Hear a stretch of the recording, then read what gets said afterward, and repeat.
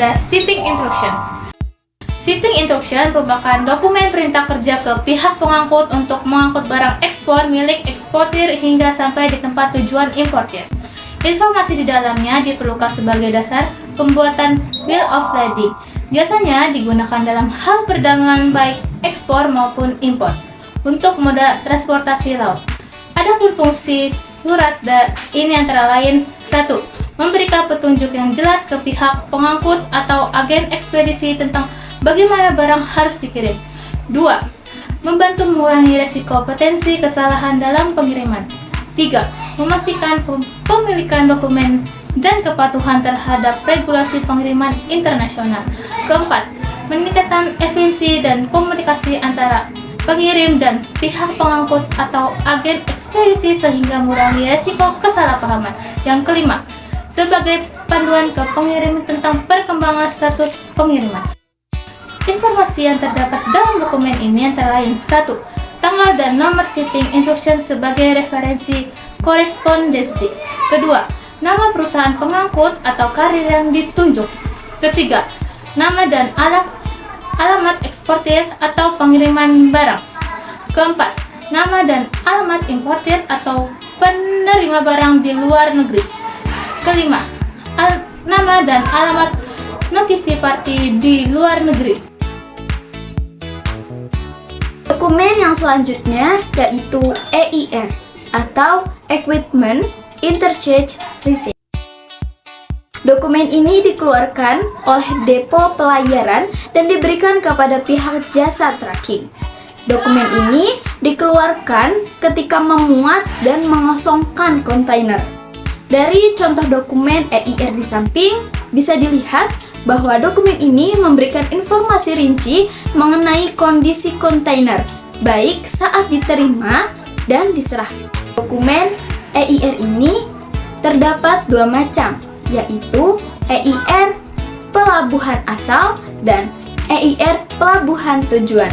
Isi dokumen EIR berisi daftar nomor peti kemas pada kontainer, kode kapal dan pelayaran, posisi susun, dan posisi penyimpanan.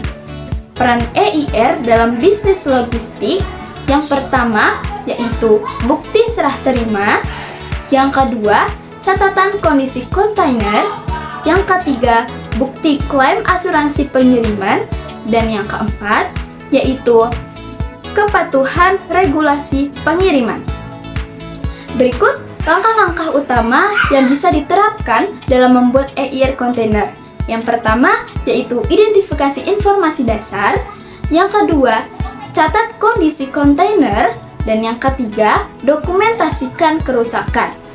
Jika dalam proses inspeksi ditemukan kerusakan pada kontainer, kerusakan tersebut harus didokumentasikan dengan detail dalam EIR, mencakup deskripsi lengkap dari jenis kerusakan bagian mana saja.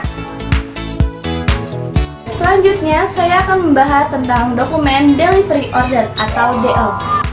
Delivery Order berisi perintah pengiriman barang yang dibuat oleh penjual agar barang dapat dikirimkan ke pembeli sesuai dengan kesepakatan yang telah dibuat.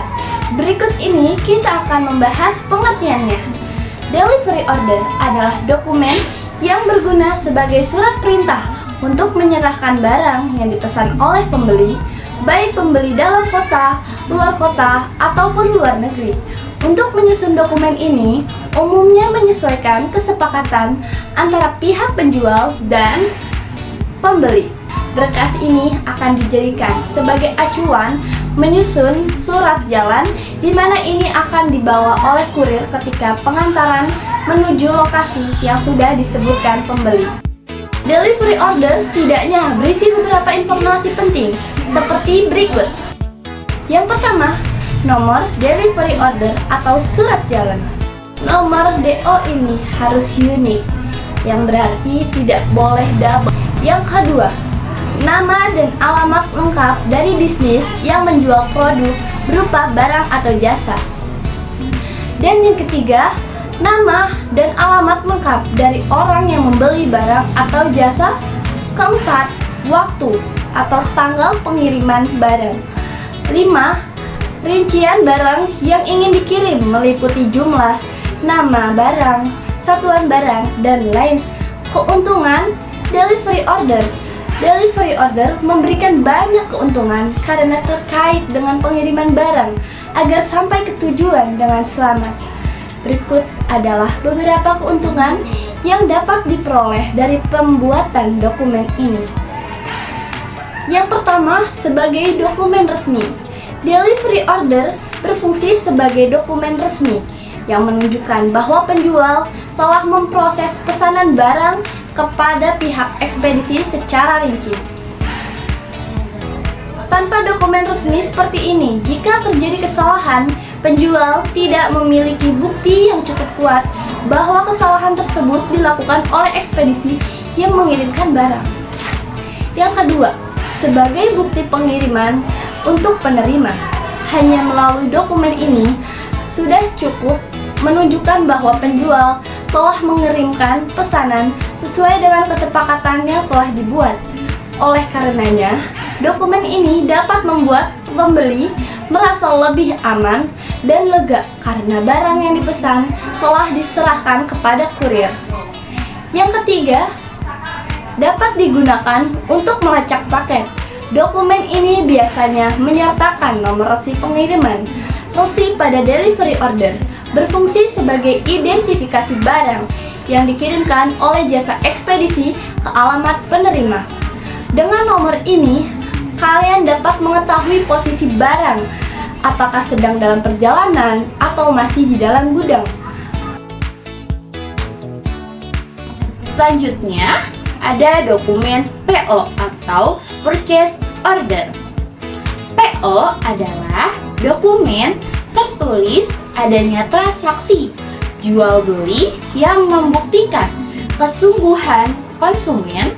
Setelah adanya PO, barang dan jasa yang disediakan penjual resmi menjadi milik pembeli setelah dilakukan pembayaran. PO dibuat berdasarkan permintaan pembeli. Penerbitan PO harus sesuai dengan kontrak yang telah ditandatangani pihak berwenang sebelum dilakukan pengiriman. Berikut beberapa manfaat dari PO. Yang pertama, menghindari pesanan yang lengkap atau double. Yang kedua, melacak pesanan yang masuk sebagai dokumen hukum.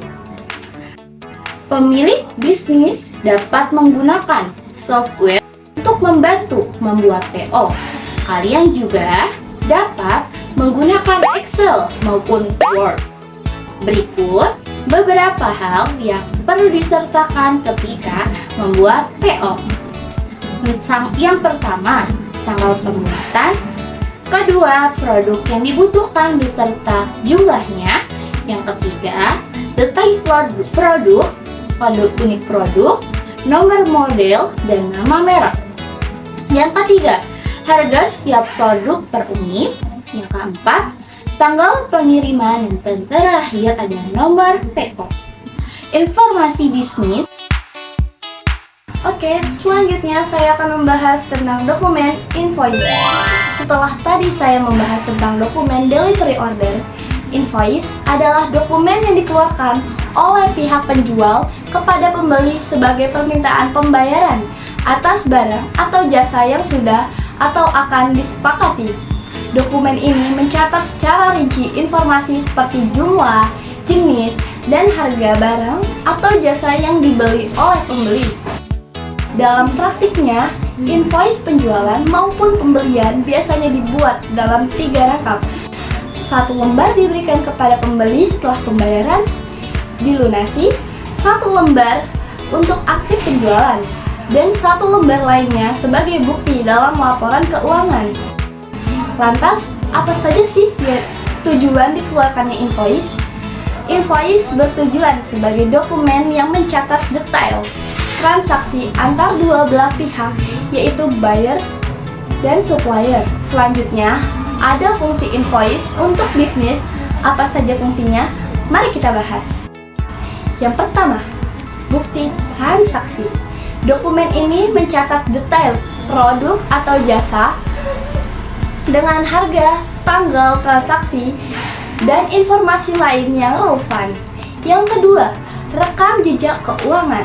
Invoice membantu perusahaan dalam melacak pemasukan dan pengeluaran. Yang ketiga, pemenuhan kewajiban pajak. Dalam pelaporan pajak, invoice adalah salah satu dokumen yang diperlukan untuk memverifikasi pendapatan dan pengeluaran perusahaan. 4. Dokumen untuk audit.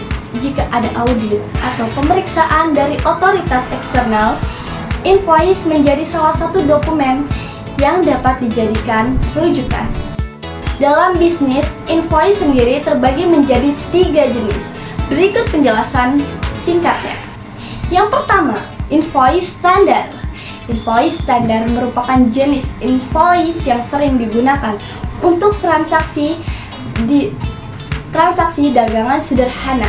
Invoice yang ada di dalamnya mencakup detail produk yang dibeli, kuantitas, harga tiap unit, dan total harga keseluruhan yang perlu dibayar. Yang kedua, ada invoice pro forma. Ini adalah invoice pro forma yang berfungsi sebagai versi sementara atau pengganti.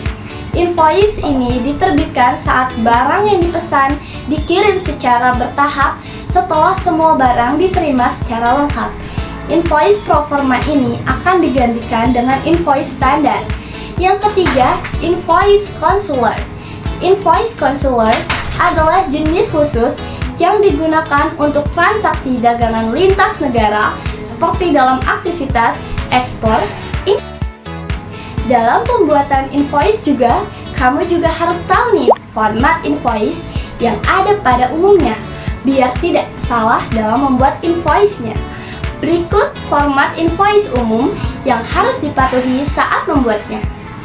Yang pertama, ada nama invoice. Yang kedua, nomor invoice. Yang ketiga, nama dan informasi detail mengenai pelanggan. Yang keempat, nama dan informasi detail mengenai penjual. Yang kelima, detail transaksi yang meliputi tanggal pembuatan invoice. Dan yang keenam, tanggal pengiriman barang atau produk yang dibeli. Ketentuan pembayaran yang meliputi metode pembayaran, tenggat waktu pembayaran, denda yang dikenakan jika telat membayar, pemberian diskon, dan lain sebagainya. Deskripsi produk yang dibeli pelanggan, jumlah total keseluruhan yang harus dibayarkan oleh pelanggan, berwenang sebelum dilakukan pengiriman.